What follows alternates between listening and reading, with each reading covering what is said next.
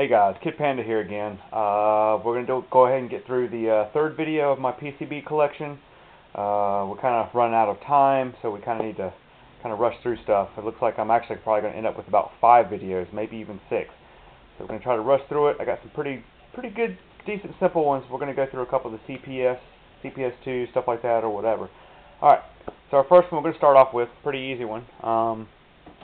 When I picked up one of the first games I actually scooped up, Super Puzzle Fighter 2. Girlfriend actually likes that, so still a battery board. I mean, I'm not really picky so much on that stuff. I guess I'm more heard about conversions and whatnot than actually phoenixing boards, but that's Super Puzzle Fighter 2. Like I said, my girlfriend loves it. A bunch of my buddies actually really enjoy it, so we sit around and usually play it when they come over. So that one's that.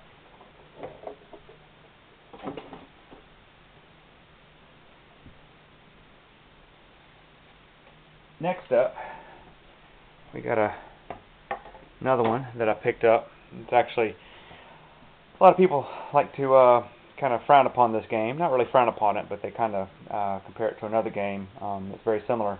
Most people enjoy X-Men. This is actually Captain America and the Avengers. I preferred this game over the X-Men. I feel X-Men is a little too, I don't know, generic. It's just not really fun. It's great on the super deluxe size cabinets, but just on a regular Dynamo or, you know, just even a 19-inch setup or whatever, Captain America and the Avengers is pretty much top notch. Love this game, got into it. I think the hit detection is a lot nicer than X-Men 2 as well, but really dig it, love it.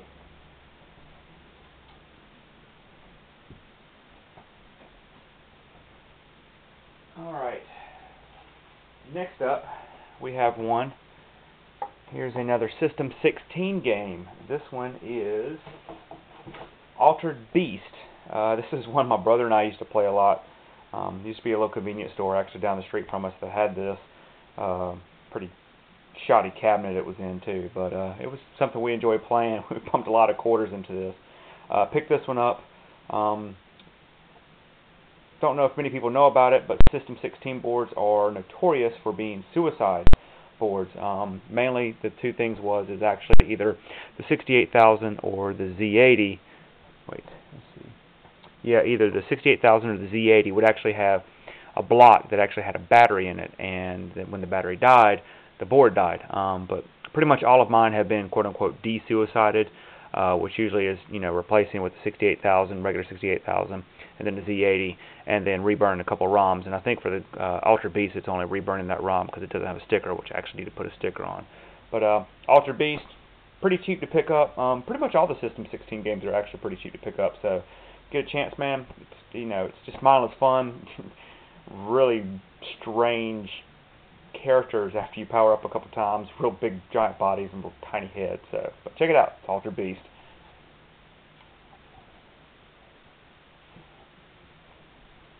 Alright, next up we have a big beefy Capcom board. This is a triple stacker. This is one that I grew up with a lot. Commando. Really love this game. This is when I played in the arcade. Really dig this one. I recommend people playing this. It's a little difficult. It's kind of brutal, but I've actually seen people that play it pretty strong, go through it pretty fast. Like I said, it is a triple stack board. It's pretty beefy. But this one's in very good condition. It looks like it hadn't been used very much. I don't even know if it was actually ever out on location or not.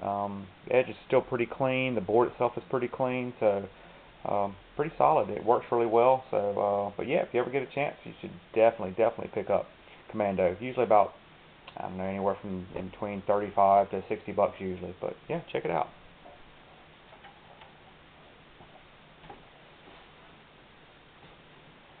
Alrighty, let's see.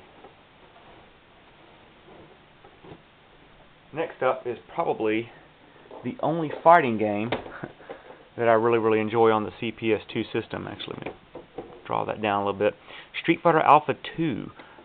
This is one that, when I first got my Saturn, was one that I actually went after. Really enjoyed it. Then when I started actually getting into the whole arcade scene, this was one that I was definitely after. I didn't want to pay too much for it because it's Alpha 2. You know, a lot of people like the Super Street Fighter 2 Turbo Hyper Anniversary whatever edition. I'm not really too sure how that is, but I'll probably get smacked around for this one. But Alpha 2 I really dig. I like it more than Alpha 3. Definitely a lot more than Alpha 1. I would like to get Alpha 1 actually on the CPS1 hardware, but it's pretty hard to find. So, but Alpha 2, great fighter, good balance on it. Love the amount of characters in it. Really, the only thing I like better than Alpha 2 is Street Fighter 2 Hyper Fighting. Outside of those two, that's pretty much the two Street Fighter games that I enjoy the most. Alpha 2 is pretty cheap, not really too expensive, whether it be Phoenix or Batteried, whichever. I mean, if you like fighting games and you have friends that like fighting games, definitely pick it up. It's not that bad.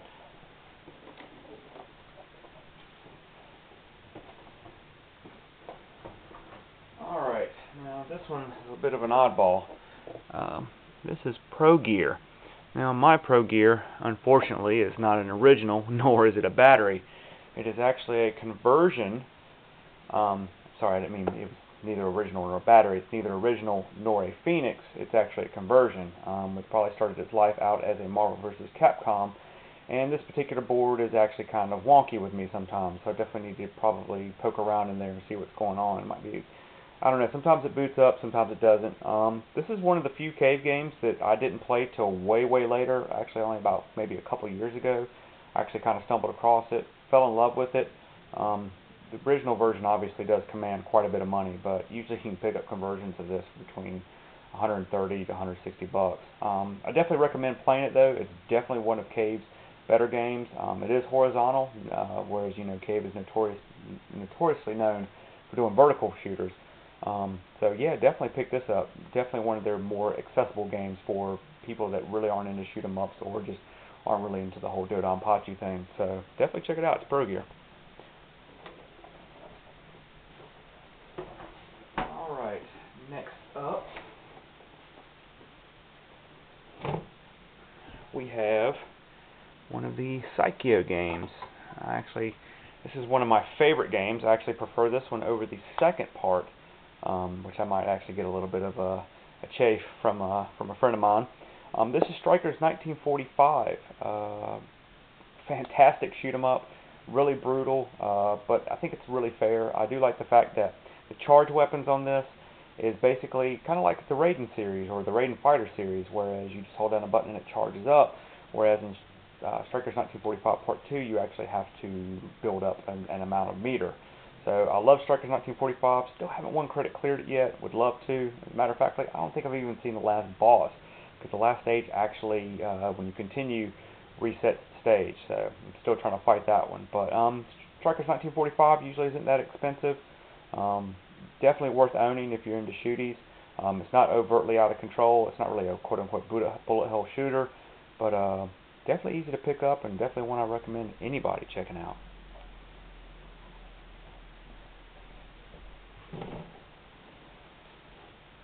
Alright, let's see. Alright, we're going to check this one out. Now this one's one of my personal favorites. This is Mercs. 3-player, which is pretty original. It was a vertical game from Capcom. It's basically Commando Part 2. Unfortunately, the American version was not named Commando 2, which would actually been kind of nice, but the Japanese version actually was. If I'm not mistaken, it's Senjo no Ukami 2. So this one's actually really, really good. Love this game. This was one I wanted to pick up. Pretty cheap, real good fun, real quick, and definitely it's a 3-player game. Which obviously there's not too many out there that are 3 players. I'm assuming, I really never set it up for 3 people, but I'm assuming that this is the connector for the 3rd player. But yeah, it's Mercs. Really fun, really enjoyable, real cheap. So I'm gonna go ahead and scoop this one too.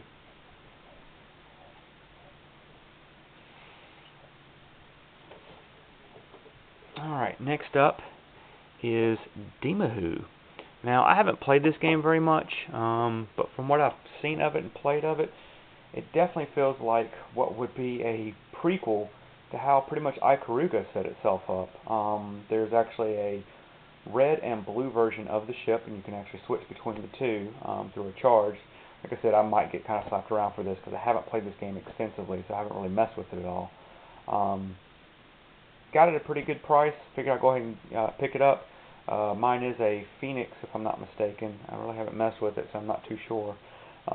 But just another CPS2 title that I actually picked up and got it for a pretty good deal, so I went ahead and snagged it. I really can't say much about this one because, like I said, I haven't played it very often. But from what I've seen of it, it looks really cool. It's part of the Mahou series, so if you ever get a chance, check it out.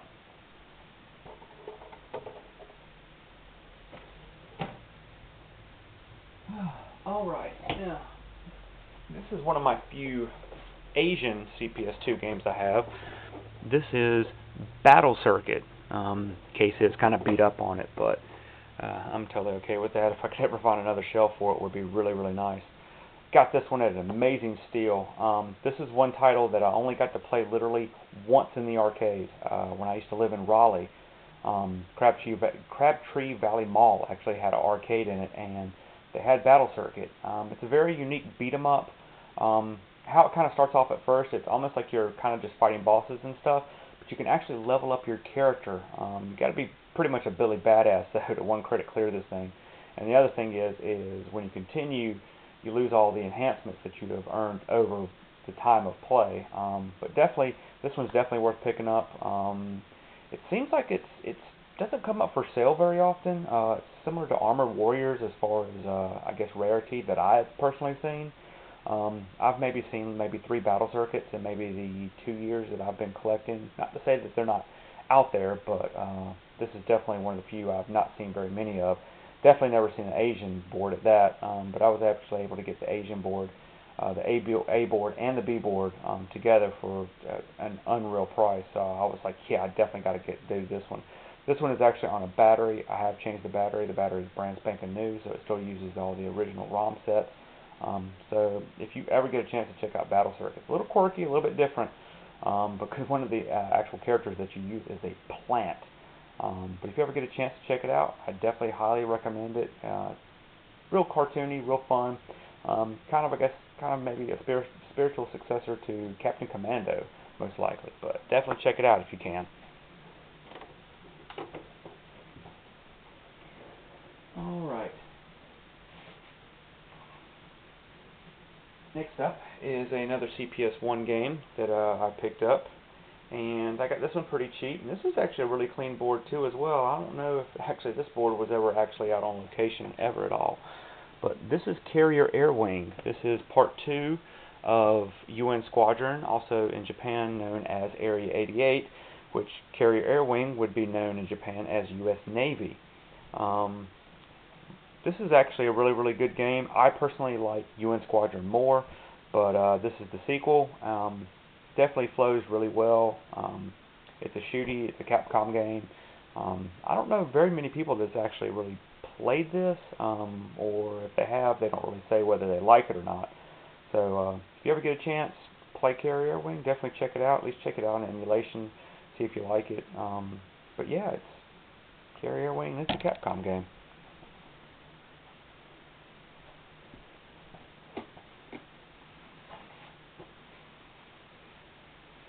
Alrighty, now here's an oldie one. This is a very old one. I'm not even sure when it was actually released. I could be wrong when I say this, but I think this was released in 1983. There's not a print date anywhere on the PCB, but it was actually released by Jilico, and it's actually a Taito game. It's called Exerion. This one was very unique. It is a shoot 'em up. You actually have a limited amount of shots, and as you shoot enemies, you gain more shots. So you kind of have to be, there's like a kind of weird, strange balance that you have to work with in the game. It is not the regular JAMA pinout, so you will have to get some type of conversion, JAMA, or a custom harness rather, I should say. I did build one for this. It doesn't really like candy cabs, just to let you guys know. Works fine on a super gun, no issues. Works fine on a TV, real bright, real colorful. Has a very unique scrolling background that was very original for its time. It's got some pretty primitive scaling techniques in it, but truthfully, for what I paid for it, I've actually enjoyed it from what I played. I do wish I could play any candy cabs, but it definitely does not like them at all. It's got something with a sync issue or something, I'm not really sure. But It's Exerion. If you ever get a chance to check it out, definitely give it a whirl.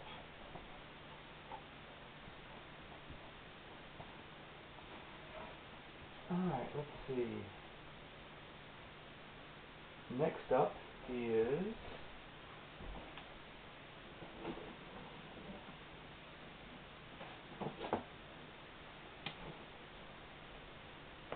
this is one I used to play when I was back home. I enjoyed this one a lot. This was always on one of the cabs in the actual arcade in the mall. This one is Gate of Doom. It's a Data East release. It is a 3-quarter action-adventure game. I guess it's more of an expanded version of Gauntlet, sort of. It's not so much a maze setup. I mean, the stages are kind of like a maze, but it is isometrical, or 3/4 view. You can actually sort of level up your character. You can actually pick up power-ups and whatnot. There's a couple different characters.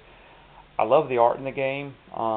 It does tend to repeat itself a lot, and it's definitely you just beating stuff constantly.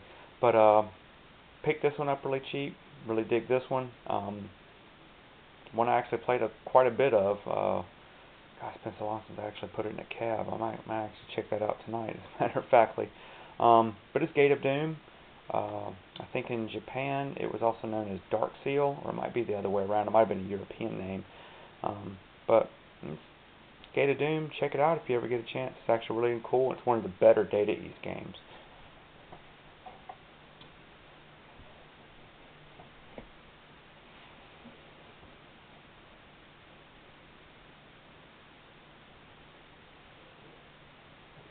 Alright, now this one, I guess this one's more infamous than anything, but I picked this one up. I figured I'd go ahead and grab this one.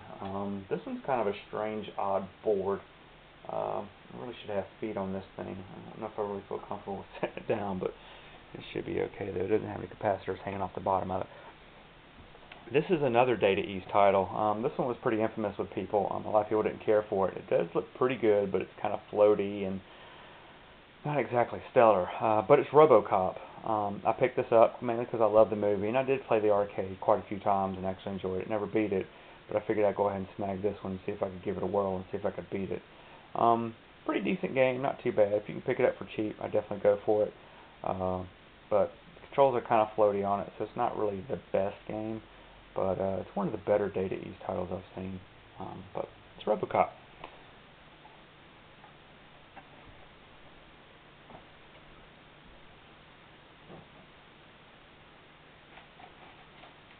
Alrighty, now we're going to get to an oldie but goodie. Now this is one I plunked quite a bit of change into.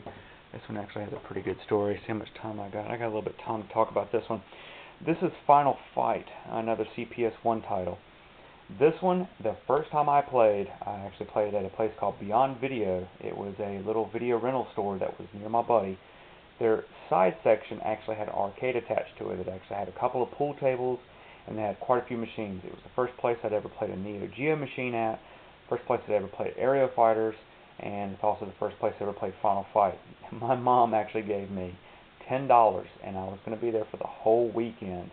No joke, the first day we were there, I spent $10. We credit fed this game. Both of us spent $10. So $20 to beat this game, and it was brutal the entire time. Like I said, I'd never played it. Love this game. Thought it was the coolest game ever. Still probably one of the best beat 'em ups that's ever been released, in my opinion. Price fluctuates on this super heavily, but if you can pick it up really cheap, I definitely recommend it. I mean, you can pretty much get on any collection. It's even available on Xbox Live, as a matter of factly. This one I highly recommend. Buddies always love playing this when they come over. They're like, oh man, you know, let's play a little bit of Final Fight. Let's just credit feed to the end. I personally have never one credit cleared this one. I've tried. It is very difficult to do one player. I'm sure there's plenty of people that have done it, and there's tons of videos, I'm sure. But definitely recommend Final Fight. Definitely a top shelf Capcom title, and it definitely shows off what the CPS hardware could do as far as just tons of enemies on screen, good colors. Actually, you know, one of the bosses, Sodom, second level boss, actually ended in a Street Fighter game of all things, and as did Cody, and actually Hager actually ended up in Saturday Night Slam Masters, which was a wrestling game, and Guy also ended up in Street Fighter Alpha. So definitely this one's probably got the biggest history as far as maybe tracing back from different games to just one game. So definitely pick up Final Fight if you can ever snag it. Definitely worth it.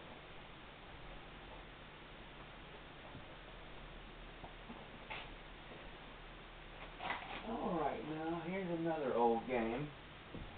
This one's another JAMA title. This one's kind of a big board. This one's actually Sky Shark.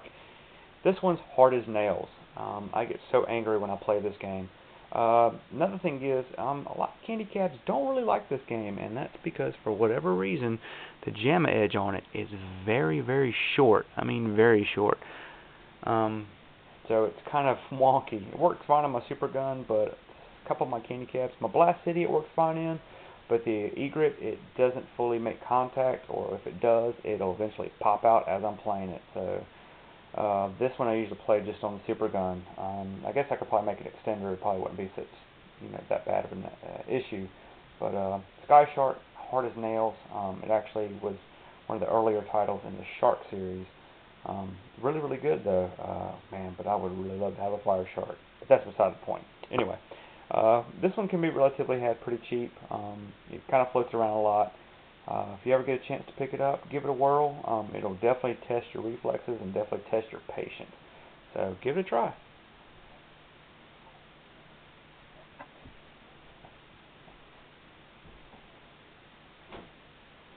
Alright, well, that seems to be everything on that. So I guess I'm going to show a couple of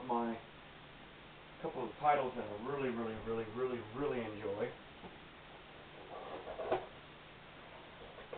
I guess they're more or less my treasures, if you want to say. We'll go a little bit on these. We'll talk about these a little bit.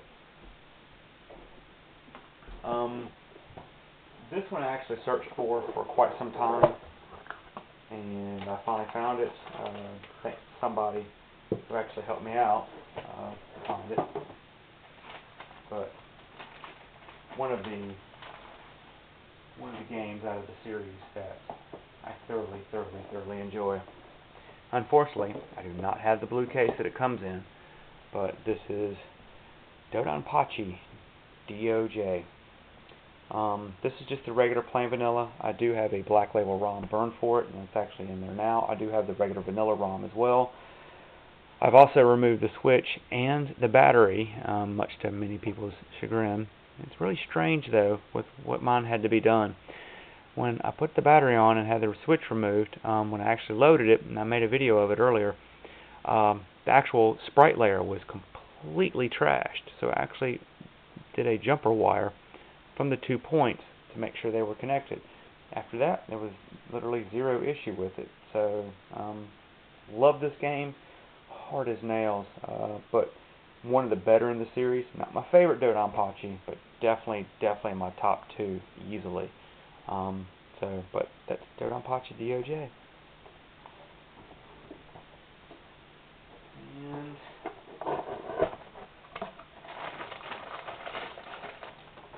this one is going to be the last one of the video. This one I picked up after playing it a couple of times, the PS2 version of it. I had to get the PCB. This is Mushihime-sama. Totally dig this game. This game is really nice. SH3 hardware, obviously. I don't have fancy boxes like a lot of people do. Don't really need it. Love this game. Definitely highly recommend anyone playing it. The price is pretty high on this. It tends to stay pretty high up there as far as price is concerned. But definitely worth it. I love the title. Recommend it to anybody that wants to play it. I mean, it's Mushihime-sama. If you played it, now mine is the original version, so I think there's an issue with maybe the second player playing on a certain difficulty. It might get kind of wonky or whatever. But like I said, I've had zero issues with it whatsoever. But if you ever get a chance, play this either in PCB form, in emulation, or even on the PS2. Highly recommended. So that's pretty much it for this video. I think we covered quite a bit this time. Just like to thank you guys for watching my video. Feel free to leave any comments or whatever you think about. and hopefully we'll get it done in the next couple of videos. Alright, thanks for watching, guys. Hope you enjoy it.